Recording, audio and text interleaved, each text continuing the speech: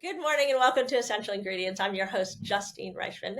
I'm excited to introduce you today to Alex, and she runs Newman's own foundation. So she is the president and CEO. She's been with the organization just a few years, and there's a lot of interesting things that we're going to learn about Newman's own foundation, how it runs its businesses, how it reinvests in its businesses, and how it's grown different entities, and how it can support other people in these endeavors to be able to build and give back to the community at the same time. So welcome, Alex.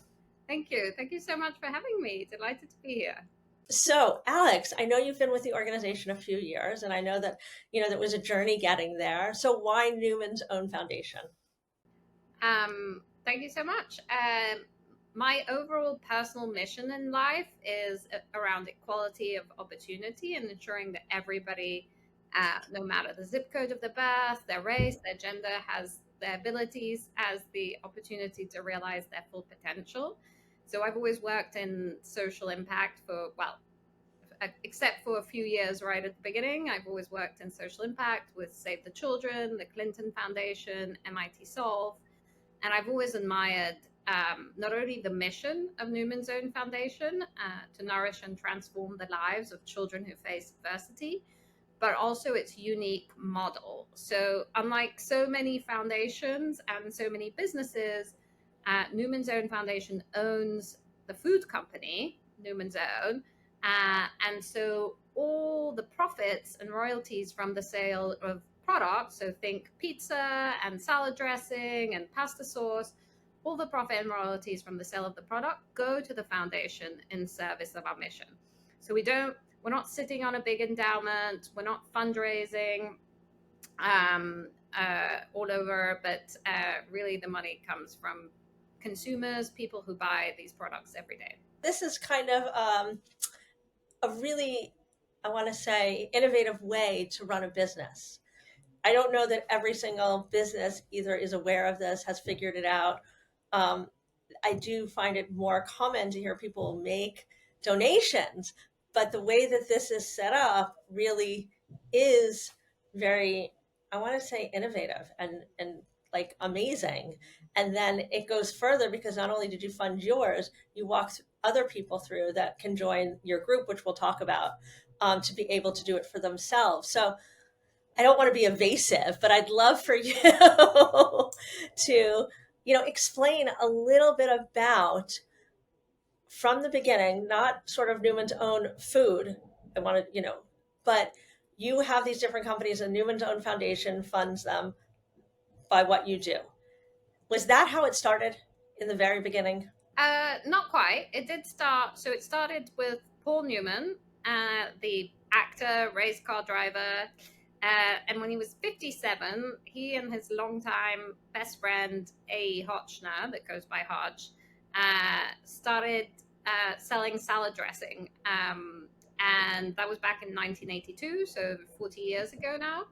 And from the very beginning, there was a sort of level of discomfort. There's a couple of interviews from Paul who talks about this, a level of discomfort with the idea of putting his face, even though he was one of the biggest celebrities of his time, of putting his face on a salad dressing bottle. And so he thought that really only made sense if he was giving all the profits away. And the first motto of Newman's Own was shameless exploitation in pursuit of the common good. So that's how it started. And so from the very beginning, all the profits were given away. And initially, the foundation didn't exist because it was just sort of Paul every year at the end of the year in December would figure out how much money they had made and then start writing checks. After a while, as it became bigger and bigger, more popular, the foundation was set up. And that obviously became very important once Paul died, because he gifted the food company to the foundation, and then the foundation, was the owner of that, and then was able to sort of continue the level of giving. And what's pretty incredible is over the last 40 plus years, we've given away. So Paul or Newman's Own Foundation have given away over $600 million to good causes. And that ranges from a network of summer camps that Paul founded called Serious Fun for children with serious medical conditions, which is pretty incredible. There's some all over the US and also some across the world. And also a number of organizations that focus on food justice for kids, such as Food Corps, FRAC. We have a whole portfolio around indigenous food justice as well across the United States. And it's pretty incredible that, this spark of salad dressing started this whole company. And then we can talk about how we have inspired and are seeking to inspire even more businesses, organizations to do the same, to be a business that gives all its profits away. And in a sense, it's neither a business nor is it, it's sort of both and combines the best of both worlds. So talk to me about that, because like when I first heard that, and then I heard about this organization that you guys have and that I joined, let's just say, can you tell us about that group? But equally, as a member, what can I expect and what can I hope for? So there's a number of organizations that have been inspired by Paul, but also by other models that are out there. So it's a small and mighty, we call it the 100% for Purpose Club. So these are the organizations that have businesses that give 100% of their profits away. And it's a small but mighty and growing club. I think apart from us in the US, the most famous is going to be Patagonia, who was kept private by its visionary founder Yvon Chouinard for 50 years. And Patagonia was already doing really good stuff. But it's in after 50 years, in September 2022, he said he was giving the company to a trust, essentially, and that all the profits from the trust would go towards climate change. And that made the New York Times like Of pretty course. amazing. So now we have another big US sort of well-known brand that's also part of this club. But there's also a number of others that you've probably not heard of as much. There's out of Boston, there's Cummings Properties, which is a very big, successful real estate company. And the owners of that, the Cummingses, they decided back in the 80s, I was told, inspired by Paul Newman, to also give all the profits away. And they've also given away $600 million since the mid 80s. Just you probably, unless you're in Boston and you know real estate, you probably haven't heard of them. But what's pretty amazing is if you're in one of their buildings, the rent you pay, again, they pay their employees, they pay all the charges and everything like that. But the rent you pay, any profits they make from the rent, they give it away to local, Boston-based organizations.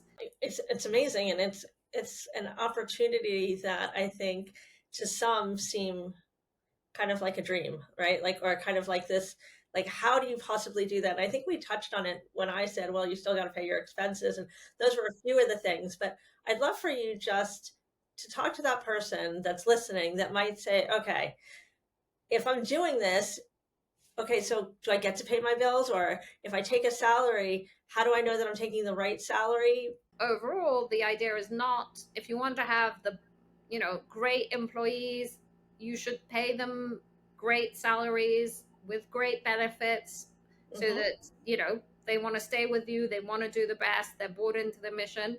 I personally don't believe in like underpaying nonprofit people, and because then they get burnt out, and indeed they're not saving enough for retirement, and if they can't go to the doctors, like I believe like nonprofits and government and whatever deserve really talented people, and thus you should pay them the salaries that they should be paid, according to the market.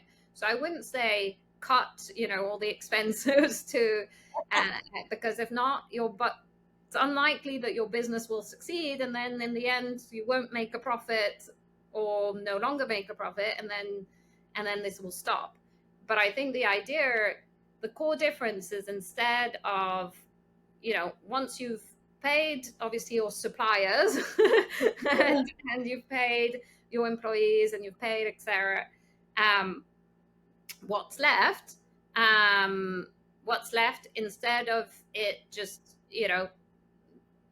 enriching the investors, basically, it's given away to good causes.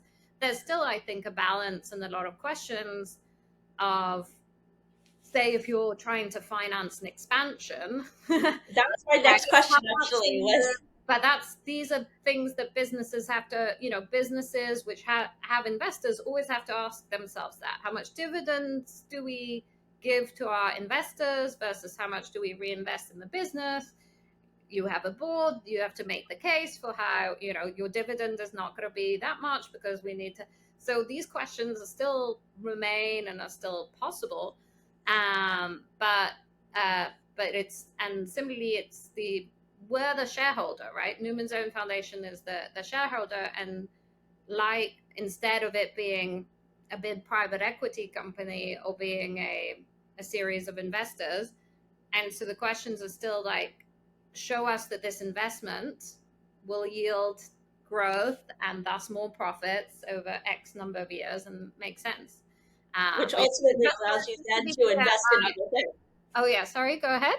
No, which ultimately allows you to be able to give more because you're reinvesting in the company. So it's not about not building a company that's functioning, making money, and not paying your employees, and everybody needs to be a volunteer, and you can't expand, and everything's breaking as you're using it. It's Yeah, about running a functioning company, and then sort of changing the narrative around, your investors versus your board and how you're making those decisions to better your company, to keep your employees happy. You're just changing the audience a little bit.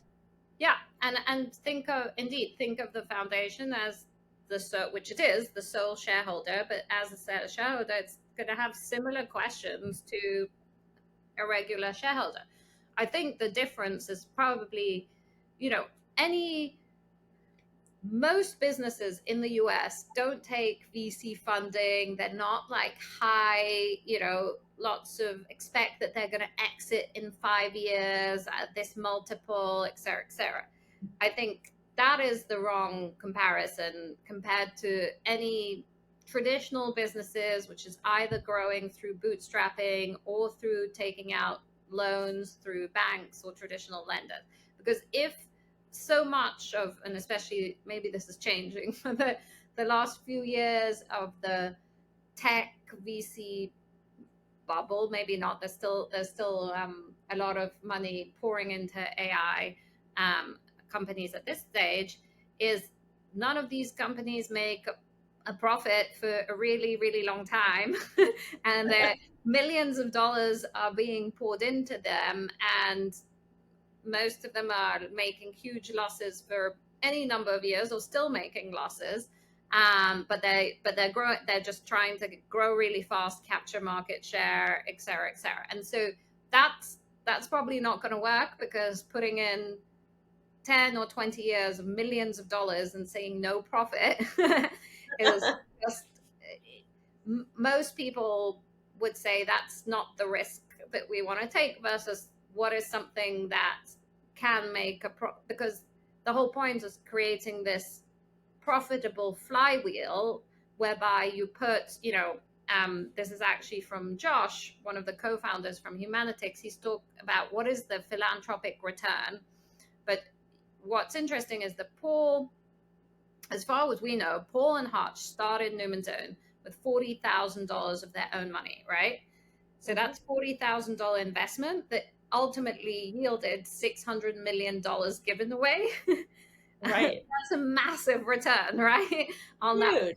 they could have given that $40,000 to a nonprofit, and that would have been amazing, $40,000 grant to that nonprofit. But obviously, investing it and returning $600 million given away, and still, every year that continues, way better. So it's, how do you kickstart that flywheel? Because I think as a world, as a community, um, we're now getting into how to make the world a better place. I mean, we've been talking about it for years, but you know, I think now there's so many problems that I'm starting to see a shift. And I'm curious if you're starting to see a shift and see more companies building their model around giving back. So yes, that I'm happy. I want to acknowledge that there were already people in Paul's time. No, like if you think of Mohammed Yunus in Bangladesh with Grameen, if you think of Ella Bhatt in India with the Self-Employed Women's Association, Mhm. Sir Fazli Abed with BRAC, who were thinking about creating different models of sustainable businesses, sustainable nonprofits, these sort of hybrid organizations. So, and if you look at Saywa, for example, it's owned by 2 million women. It's the organization. It's like it's huge and it's incredible. Um, so they're much bigger as well.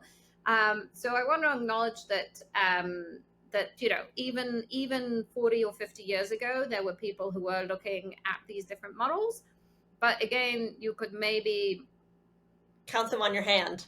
yeah, they were not that spread out and they were not that well known. I think we're still not that well.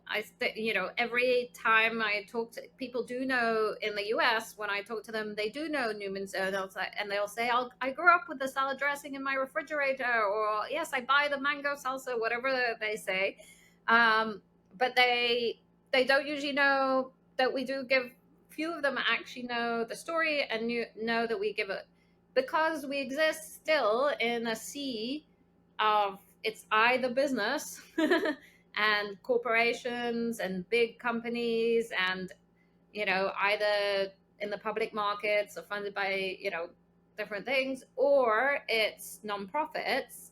um, and yeah, as soon as you're in the trying to do something different, it's still small. I am excited that we're starting this, that we are seeing some of these models come out, this new generation, including, Humanitics I mentioned. There's also Thank You, which started out of Australia. There's Ecosia in Germany.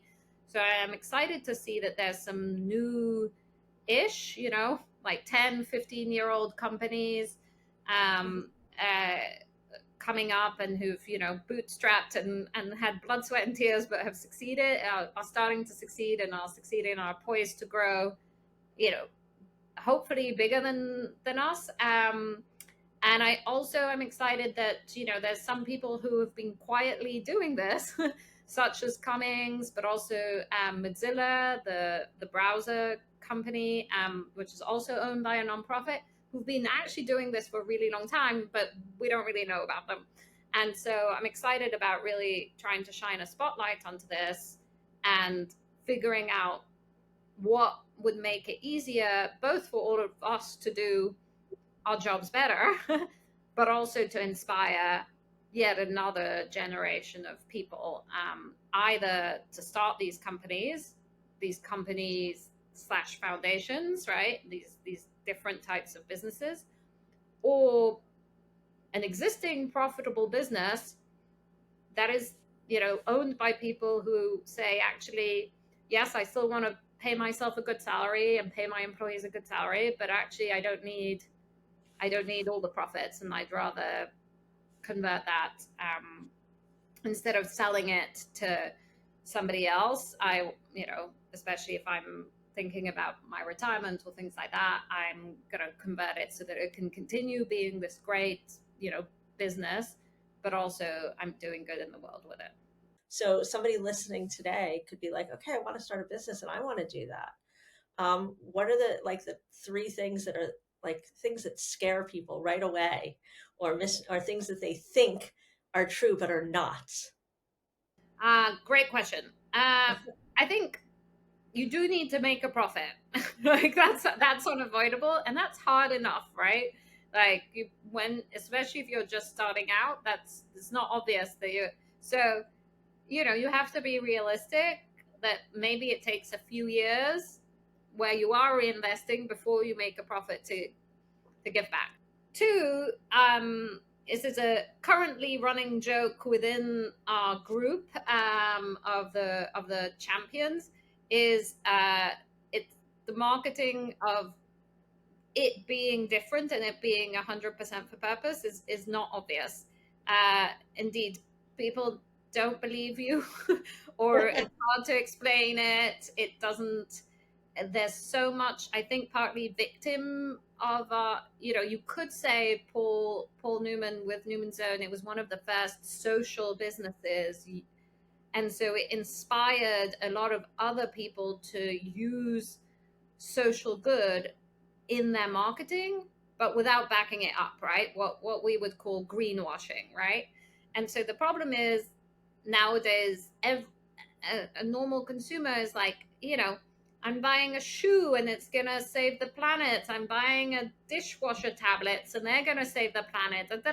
And even I don't know. Like, you really have to read the fine print to go, oh, you're giving like 10, you know, I don't know what you're giving 0.1% away. Like, they're just putting all these claims on it. So I think, and we don't necessarily spend as much in marketing as some of these big companies, right?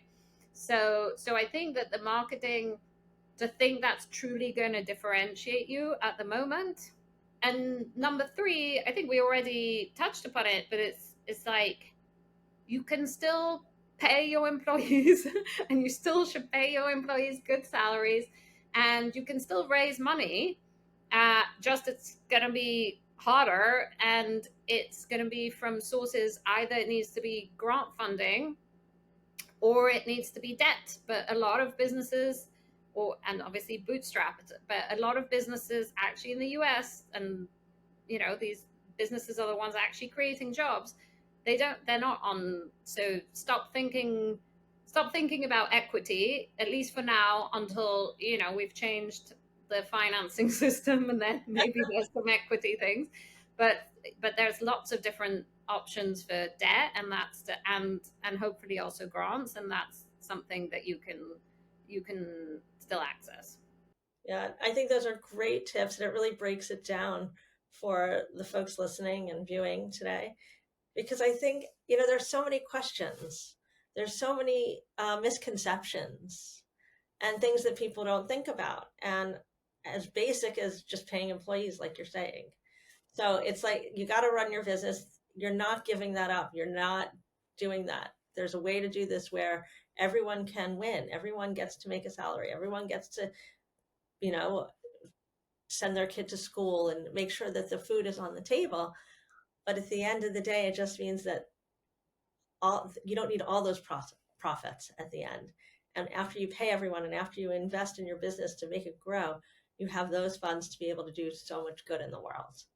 So, which leads me to my question is, what is the role of corporate responsibility moving into the future? What I'd like to see in the world, if I had magic wand and I'd like to see in the world, is that all the stakeholders, individuals, corporations, governments, non-profits, I don't know, labor unions, bridge club, I don't know, sort of clubs of people, that all the different stakeholders have a role to play in and have an impact that can be positive or negative. They have a role to play in making the world a better place, or they can be extractive and oppressive and destructive, and a long list of negative and unequal Go on, go on. justice.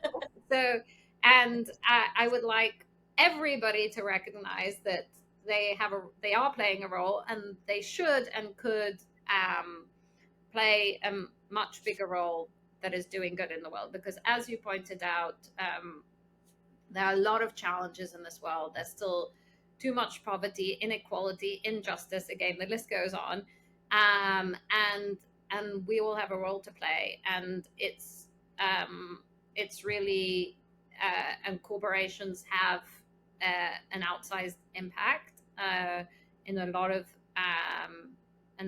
things they're doing, and thus they should have an outsized level with, as to quote Spider-Man's uncle or whatever, with great power comes great responsibility. So I would like to see corporations, accept that responsibility and use that power for good. When you were saying that, I'm thinking of the consumers. right? And where does the responsibility lie to them and the education to the consumer so that the consumer can make a more informed choice? So it seems like there's a couple places that really feed and enable people to make better choices. Yeah, I mean, it's very difficult. And also, right, taking a step back, a consumer is an individual. It's not, you know, it's, well, it's you and me, it's people. And and thus we as individuals have a lot of ways that we can do good in the world and contribute positively to society or negatively, right? Mhm. And that can be through the job we have, and indeed, even if we work for a big corporation, how we could influence that corporation in the decisions it makes around social and environmental impact. But it's also through the money we have, and Mhm. that we choose either to give away or to invest or to purchase. You can also use your time, your volunteering. Like, there are lots of other ways you can influence your. If you go to faith, if you go to church or to a mosque or etc., you can choose to also do good in these sort of community settings. Um, so we do have a lot of choices and power. I do want to recognize that as somebody who chooses to purchase things, and in my role as a consumer, it is extremely confusing, and we are bombarded with messages every day on our phone, at the grocery store, in adverts, etc., etc., and they that's what I don't like, is this greenwashing, because indeed there's a lot of studies that show that people, and especially Gen Zs and millennials, this sort of new generation, cares about purpose and wants to buy products that do good in the world and want to work for companies that do good in the world. But as a result, everyone is putting that message out there, and it's not always true, or it's certainly not true to a different it's not true to a different degree. And you as a consumer don't have the time to read every single label of every single, I don't know, salad dressing bottle, and go onto people's websites and download their 990s, if you if you know what a non-profit 990 is, and go, oh wow, yeah, they're not giving that much money away and they are, and like, etc., etc. So it's really tough. So I think we have to give grace to, well, the consumer, but us as people, that this is really difficult, and you have to do the best you can with the information that you have at any one time, and the power that you have with, the amount of dollars you have to invest, give, or spend. Yeah, I think it's confusing. I think that It it is. can often lead to feeling bad about yourself because somebody's ideals may not align with yours, and you're doing what you think right, and then somebody else is like, but why aren't you doing this? Don't you want to save the planet too? No, of course, I mean, no, I don't want to save the planet. Of course you do, but Right. we all have different experiences that lead us to the choices that we make, and certain things may resonate more. And it's um, not just money, I think it's not just money or purchases that have, if you can use your influence or mhm. your time at your company, at a nonprofit you volunteer at a faith-based institution you're affiliated with, you might be able to have more impact than, than only, oh, did I buy the right type of detergent? That, like, it's not to say, I think all of these matter in aggregate, and obviously corporations will follow what consumers move towards and what employees move towards. But it's not just, and obviously what the government tells them they can and can't do, but but it's not just, it's not, again, going back to the, with great power comes great responsibility. As an individual, you have a certain amount of power, and some of that is money, and for some people who have a lot of it, it's certainly a lot of money. That's a lot of power, but some of it is also influence, time, volunteering, lots of other things. And so I think you sort of have to. This is I talk about this in my book, which is called the You're leading me right there too. And I was going to say, is the answer really me? is making, well, I say one of the chapters is about making an audit of the skills and power and experiences that you have to understand where, and the networks you're part of, to understand where you can make those choices and where you can help influence. Be this indeed what you purchase at the grocery store or where you volunteer time. Well, and I think they're all important, right? And some people, it's like, I think that there's value in each, and people get, I often feel like, are caught up in, well, they made a larger donation and I just gave 10 hours. But if 10 hours is what you can give, they need that too. It's no less valuable or more valuable because they still need the people. It's like I used to always say, you need people that want to be teachers, you need people that want to invent things, you need people that want to be at the cash register. Everybody, that we need all these different types of people. And I think it's important to see who you are, where you can lean in, where your comfort level is, and what assets you have, whether it's time, money, skill, influence, etc. And realize that without all of them, right? And not nobody has all of them, but we make a much greater effort and leap forward.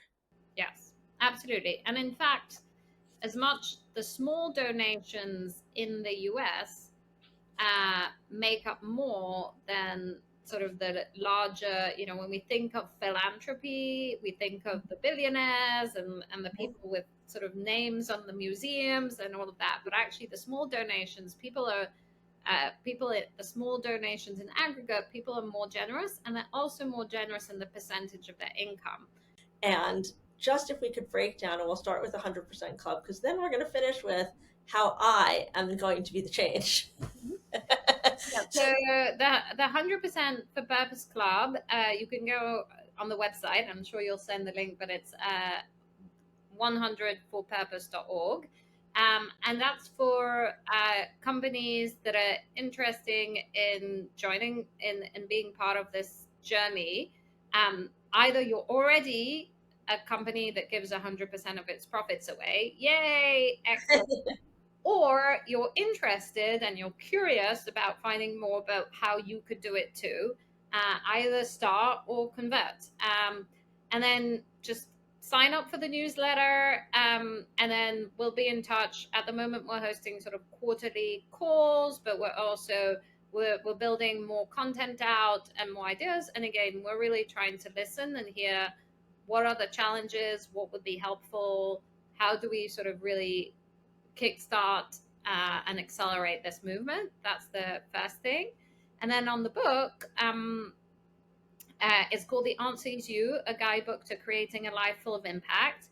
And there I interviewed 21 change makers from all around the world who are doing different good things: climate tech, health tech, people working with unhoused neighbors in San Francisco.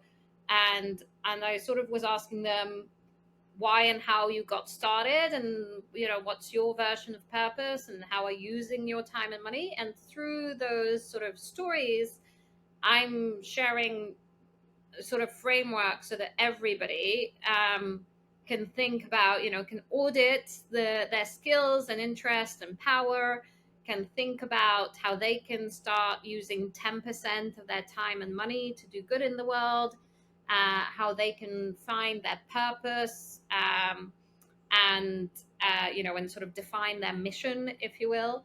And yeah, so it's a guidebook. It's both these incredible stories, but also a guidebook for people to think about how they can construct their life with purpose. Amazing. I mean, I think that that's inspirational and aspirational, and it makes it tangible for people to be able to break it down for themselves and think about and look inwards to make those choices and make it thoughtfully.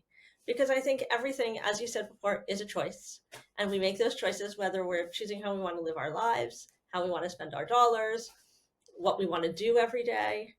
And I really do think it's encouraging to see that this is a much bigger conversation today than it was 10 years ago and 20 years ago. And I hope that that equals just as great a change as we continue to go forward. Yeah. Thank you so So, much for having me. oh, it was my pleasure. And, we'd love to hear maybe next year or when you, as the 100% purpose program gets going, some Yeah. of the success stories, some of the things that, you overcame or people overcame or didn't believe they could do. Yeah. And No, as I joined, I'm excited to, learn more from the inside too. So, lovely. I'm so all righty, happy to thanks. have you. So, for those that are tuning in today, Newman's Own Foundation, what is the best way to learn more about the 100% Club? I just want to add it to the show notes. Oh, yes, absolutely. You can go to our website, newmanzone.org or 100forpurpose.org. So again, thank you all for tuning in today. This is always it's so inspirational for me because I really want, as I said earlier, it's important for me to make money as it is to do good in the world. So I look forward to joining the club as well. And again, if you guys are tuning in today and you're tuning into the video cast, you can hear our podcast wherever you listen to podcasts at, the Essential Ingredients podcast. And if you're not, you can watch us on YouTube at Essential Ingredients. And don't forget to follow along to see snippets from each of the episodes and some other content that maybe we haven't shared here. So you're not going to want to miss that on Instagram at essential.ingredients. Look forward to seeing you guys all soon.